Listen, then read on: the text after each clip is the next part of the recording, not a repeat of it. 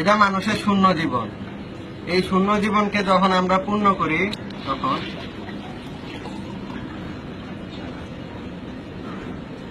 এটা মানুষের পূর্ণ একটা জীবন।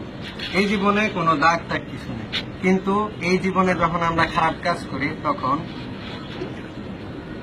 কালো, আরো যখন খারাপ কাজ করি তখন এটা আরো কালো হয়ে যায়, যখন আর একটু কাজ করি তখন এটা আরো কালো হয়ে যায়, ধীরে ধীরে এটা কালো হইতে থাকে, ঠিক আছে।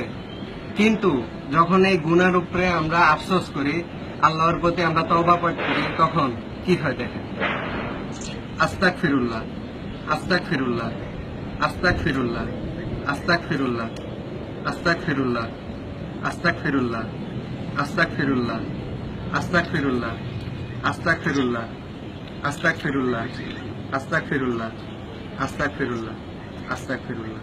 তখন আমরা ধীরে ধীরে একটা নেক আমল জীবন গ্রহণ করি। Thank you.